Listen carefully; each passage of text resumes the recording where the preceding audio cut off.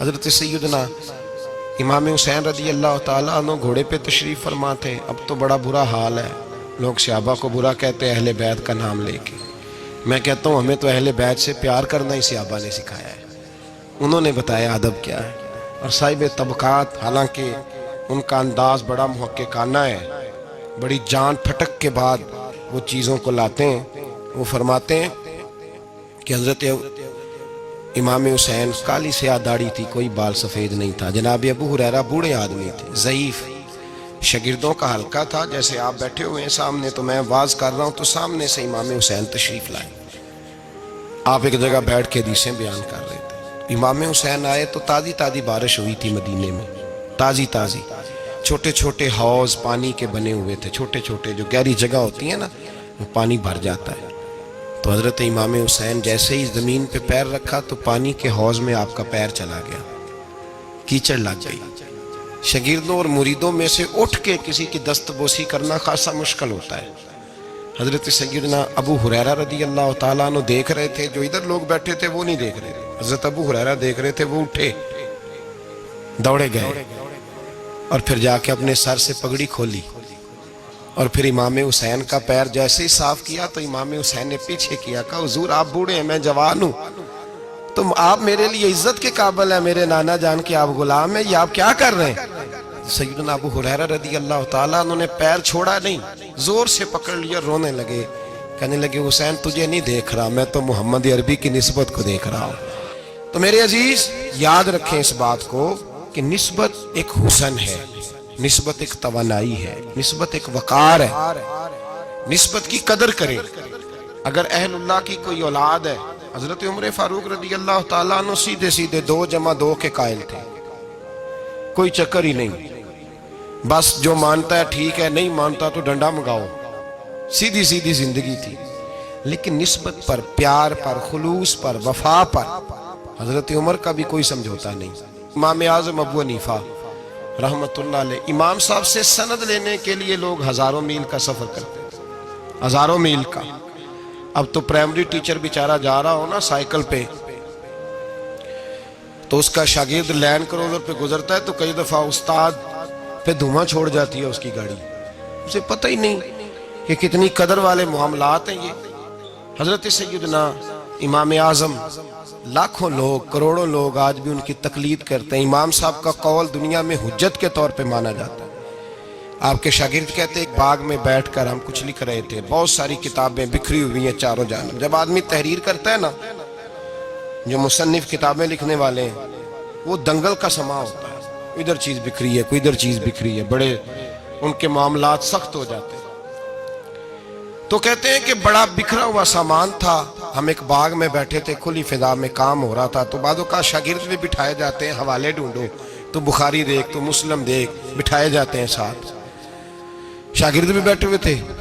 تو کہتے ہیں بچے باہر گیند سے کھیل رہے، ایک گیند آ گئی باغ میں، ایک چھوٹا سا بچہ گیند لینے آیا تو امام صاحب اٹھ کے کھڑے ہو گئے، بچہ گیند لے کے چلا گیا.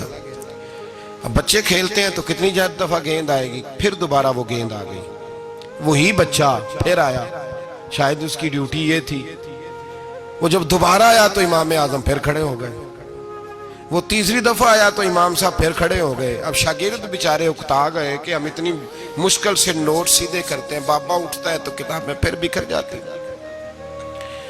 3-4 دفعہ ہوا تو ایک شاگرد کہنے لگے حضور بس بھی کریں گے تو 100 دفعہ آئے گا، تو آپ بوڑھے آدمی ہیں، گھٹنوں میں درد بھی، آپ 100 دفعہ کھڑے ہوں گے. تو امام صاحب فرمانے لگے یہ 1000 دفعہ بھی آیا تو میں 1000 دفعہ کھڑا ہو جاؤں گا. کہا کیوں؟ فرمانے لگے اس لیے کہ یہ میرے استاد کا پوتا ہے، یہ میرے استاد کا، یہ ان کا پوتا ہے، تو میں نے وہاں سے خیر لی ہے، میں ان کی نسلوں کی بھی تابعداری کروں گا. وہ جتنی دفعہ آئیں گے میں اٹھ کے، یہ بے مروت سا زمانہ ہے، بے کیف سا، اس میں خشکی ہی خشکی پائی جاتی ہے. وہ لوگ جو بیٹھے ہیں دروازوں پر، دیکھیں نا نبی پاک صلی اللہ علیہ وسلم نے یہ نہیں فرمایا کہ میری فاطمہ کی بڑی فضیلت ہے، یہ تہجد گزار ہے. حضرت بی بی صاحبہ کے لیے یہ لفظ میرے نبی پاک صلی اللہ علیہ وسلم نے کہیں نہیں بیان فرمایا کہ میری بیٹی قائم اللائل ہے، صائم الدہر ہے، یہ بہت بڑی عالمہ ہے، یہ آپ کو نہیں ملیں گے. حضور نے فرمایا بس میری بیٹی ہے. الفاطمہ تو بدعت، اس کا کمال یہ ہے کہ یہ میری اور تمہارے لیے اتنا کافی نہیں کہ محمد عربی کی بیٹی ہے صلی اللہ علیہ وسلم. فرمایا جس نے اس سے پیار کیا اس نے مجھ سے پیار کیا، جس نے اس سے بغض رکھا اس نے مجھ سے بغض رکھا. تو شرف نسبت یہ صوفیاء نے کوئی گھڑ نہیں لیا نظریہ، یہ قرآن کا، حدیث کا، صحابہ کا بتایا ہوا معاملہ ہے. قدر ایک قیمتی چیز کا نام ہے. قدر والا فیض یاب ہوتا ہے، اور جو بے قدر ہوتا ہے نا اس کا فیض سلب ہو جاتا ہے. جس نے سمجھ لیا نا کہ فلاں چیز میری رینج میں ہے، میں جب چاہوں جیسا چاہوں ویسا ہو جائے گا، وہ گیا. اور جس نے کہا نا نہیں میں تو سال کے راہ ہوں، اس کی مہربانی توجہ کر دیتا ہوں، وہ بچ گیا. اللہ قرآن مجید میں فرماتے ہیں کہ تم اپنے رب کا ادراک نہیں کر سکتے، تم اسے قید کر سکتے، سوچوں میں آنکھوں میں وہ قید ہو سکتا. اسے مانتے جاؤ، اس کا قرب تلاش کرتے جاؤ، اس کے رستوں پہ چلتے جاؤ، اسے قابو کرنے کی کوشش نہ کرنا. یہ جو قابو والا معاملہ ہے نا یہ ٹھیک نہیں.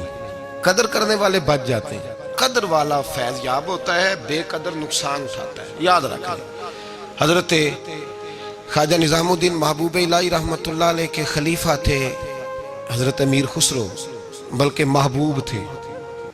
کبھی کبھی خلیفے اور محبوب میں بھی فرق ہوتا ہے. بلکہ محبوب تھے حضرت امیر خسرو رحمۃ اللہ علیہ. تو بادشاہ کے وزیر تھے. تو بادشاہ نے کہا ایک دفعہ کہ میرے لیے دعا تو کراؤ، دلی کے حالات ذرا خراب ہے. تو کہنے لگے میں نے کبھی نہیں کہا دعا کے لیے، میں نہیں سفارش کرتا، آپ خود کسی کو بھیج دیں. نے مجبور کیا تو کسی اور آدمی نے کہا حضور انہوں نے کئی دفعہ خواجہ امیر خسرو سے دعا کے لیے کہا ہے بادشاہ نے، تو یہ آپ کو کہتے نہیں، تو آپ دعا کر دیں.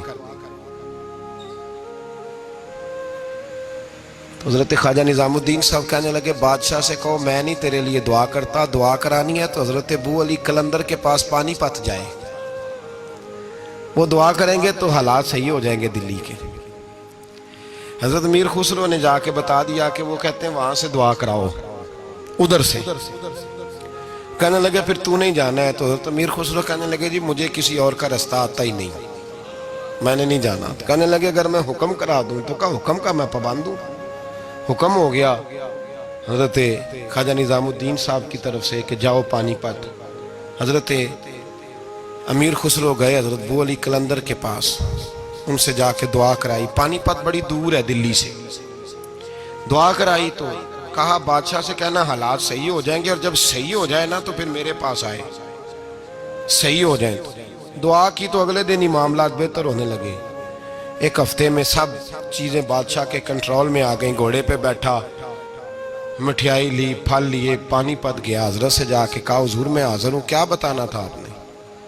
آپ فرمانے لگے تو نے دعا کے لیے خواجہ نظام الدین صاحب سے کہا تھا، تو انہوں نے کیا کہا؟ کہ جناب انہوں نے کہا آپ سے دعا کرائیں. فرمانے لگے میں دعا کروں جو ہر جمعرات خود خواجہ نظام الدین صاحب سے دعا کرانے جاتا ہوں، ہر جمعرات جاتا ہوں دلی اور ان سے دعا کرا کے آتا ہوں. تجھے پتہ یہاں کیوں بلایا ہے؟ یہ بتانے کے لیے کہ تیرے حالات خراب کیوں ہوتے ہیں. کہا حضور کیوں ہوتے ہیں؟ فرمانے لگے تیرے حالات اس لیے خراب ہوتے ہیں کہ تو حضرت خواجہ نظام الدین صاحب کی قدر نہیں کرتا. ان کی قدر شروع کر دے، میرا وعدہ ہے تیرے حالات صحیح ہو جائیں گے. انہیں قدر چھوڑ دی ہے رب کریم کے بندے کی. تیری بغل میں رہتے ہیں نا، ساتھ ہوتے ہیں، تو کہتا ہے وہ تو میری رینج میں ہے، مسئلہ ہی کوئی نہیں، تیرے پاس ہوتے ہیں. اور فرمایا انہوں نے وہ دعا کرتے تو اللہ تیرے پہ بڑا فضل کرتا. انہوں نے میرے پاس تجھے بھیجا ہی اس لیے تاکہ تجھے ذرا قدر پتہ چلے کہ اللہ والوں کی کوئی قدر بھی ہوتی ہے. ایسے ہی معاملہ تو میرے بھائی یاد رکھیں، نسبت کا ایک درجہ ہے. اور یہ ہم نا چکروں میں پڑے رہتے ہیں جس کی وجہ سے نقصان اٹھاتے ہیں. اپنے آپ کو سمیٹ کے رکھیں، نظر پر، زبان پر، سوچ کو پابند رکھیں. اور سیدھا سیدھا جب خیر لینے کا ارادہ بندہ کر لیتا ہے تو پھر اللہ اس کے لیے اسباب بھی پیدا کر دیتا ہے. اور جس کی گردن اکڑی رہتی ہے اس کا نقصان ہوتا ہے. اللہ ہمیں سمجھنے کی توفیق عطا فرمائے.